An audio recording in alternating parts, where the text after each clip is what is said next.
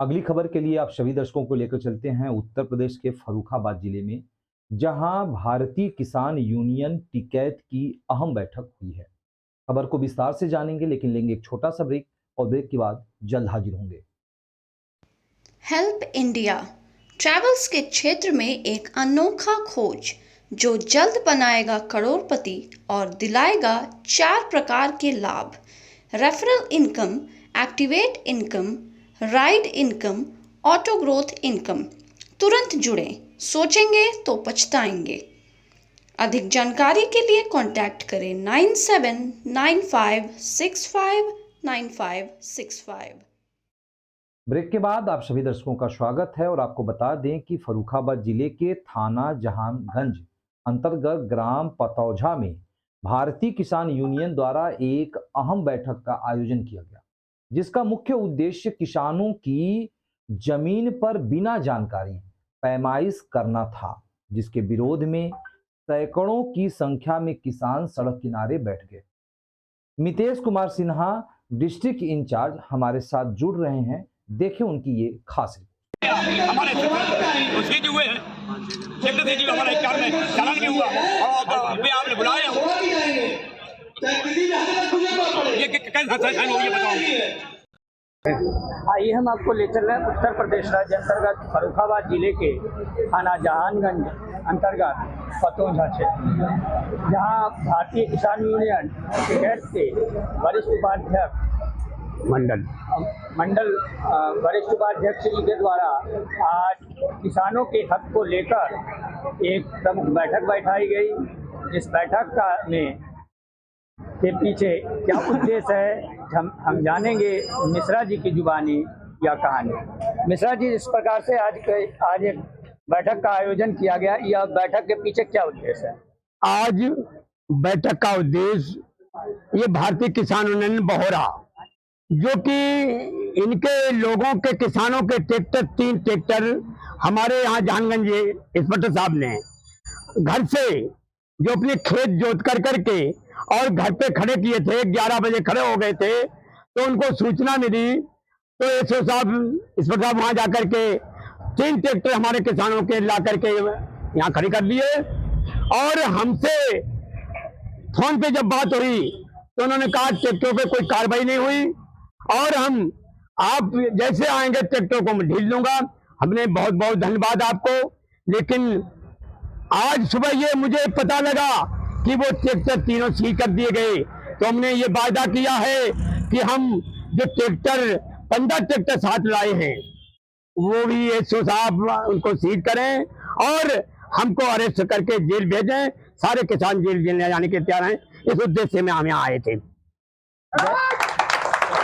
जैसा कि मौकाई स्थिति पर एसडीएम और सीओ दोनों ही अधिकारी उपस्थित हुए और दोनों से ही आपकी वार्तालाप हुई। उस वार्तालाप के दौरान क्या आश्वासन दिया गया? उन दोनों अधिकारी, मेरी शाम को रात में ही बात हुई थी। मैंने कहा था वहां मौके पे बात होगी, मुझे ट्रैक्टर मिल जाएंगे, किसान यहां से वापस चला जाएगा। और किसानों के आलू की तैयारी हो रही, त्वार का महीना चल रहा, यही सीजन आलू की गड़ाई है और धान तो चला गया। धान वहां के अधिकारियों ने, चकबंदी के अधिकारियों ने जुटवा दिया। धान होना नहीं, किसान मृत्यु भूख की कगार पे है, आलू करने की तैयारी कर रहा है किसान। तो ट्रैक्टर से खेत जोते जाएंगे, इसीलिए हम ट्रैक्टर मांग रहे हैं। 3 ट्रैक्टर हमारे जो सील करे हैं वापस आ जाए। और मेरा प्रतिमंडल गया है, ये आश्वासन वहां वार्ता होगी, जो भी प्रतिमंडल यहाँ से आदेश आएगा उसका पालन किया जाएगा। और हम तभी यहाँ से जाएंगे जब ट्रैक्टर तीनों हमें मिल जाएंगे और किसानों के खेत उसी ट्रैक्टर से रात में जुतेंगे, इसमें पीछे नहीं है। जैसा कि विशिष्ट सूत्रों से प्राप्त जानकारी के मुताबिक अधिकारियों ने आश्वासन दिया है कि आपकी मांगों में जो औचित्य होगा वह उचित मांगों को वह जो है सो सुनेंगे और उसके बाद जो उचित मांग होगी उन मांगों को वह निस्तारण तत्काल करेंगे। इसके बाद इस पर आपका क्या कहना है? ये बहुत दिन से करीब 5 साल 6 साल हो गया बराबर अपनी मांग को हम रखते हैं। ये अधिकारी, उच्च अधिकारी, चकबंदी के अधिकारी, डीएम साहब, एडीएम साहब, एसडीएम साहब, इन्हीं का कहना है कि हम कार्रवाई, उचित कार्रवाई करेंगे, लेकिन अभी तक 5 साल में उन्होंने उचित कार्रवाई नहीं कर पाई। ये पता नहीं क्यों नहीं उचित कार्रवाई कर रहे। चकबंदी आयुक्त का आदेश है हमारे पास, वो भी हमने लेटर दे दिया। एक दिन विधायक जी का लेटर जो आपके संज्ञान में है वो भी दे दिया गया, और वहां के अधिकारियों ने, चकबंदी के अधिकारियों ने, सब लोगों ने मिलके एक यहाँ वोटिंग कराई थी बौरा में, और चकबंदी ना चाहने वाले अधिक निकले कि हम चकबंदी नहीं चाहते हैं, और चकबंदी चाहने वाले गिने चुने थे। तो ये निर्णय हुआ कि यहाँ की चकबंदी नहीं होगी। फिर पता नहीं क्या हो गया, वहां के अधिकारी, चकबंदी के अधिकारी पता नहीं क्या करके चकबंदी पुनः पैमाइश करने लगे। और पैमाइश नहीं, मुझे लिख के दिया गया कि 6 महीना 7 महीना पहले कि पूर्ण परिवर्तन हो गया, नए चक पे लोग काबिज हैं, मैंने पड़ी हुई हैं, ये हमें लिख के दिया बंदोबस्त अधिकारी ने, और वो कागज हमारे पास है। तो हम ये पूछना चाहते हैं कि ये जब लिख के दे दिया है तो यहाँ पैमाइश करने क्यों आते हैं? मेल डालने का क्या औचित्य है, और मेल क्यों डाली जा रही है, इसका क्या मतलब है? केवल लड़ाने का मतलब है? क्यों ट्रैक्टर सीज हो रहे, किसानों के ट्रैक्टर क्यों सीज हो रहे? किसान अपने खेत पे जुताई कर रहा, यहाँ क्यों ट्रैक्टर लाए खड़े किए गए, ये मैं पूछना चाहते हैं। तो जब अधिकारियों ने आपसे वार्तालाप में कहा कि मैं आपकी मांगों को सुनने को तैयार हूं, तो आखिर यह बैठक किस आधार पर अभी तक कायम है? आज ये आश्वासन दिया और ये कहा थाने में बैठ लो।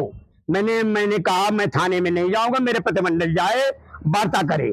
हमारे ट्रैक्टर, हमारे किसानों को 3 ट्रैक्टर सौंप दो, और जो हमारे कार्यकर्ता का 51 में चालान हुआ उनका भी चालान हो जाए, यहाँ से पंचायत अपने आप खत्म कर देंगे।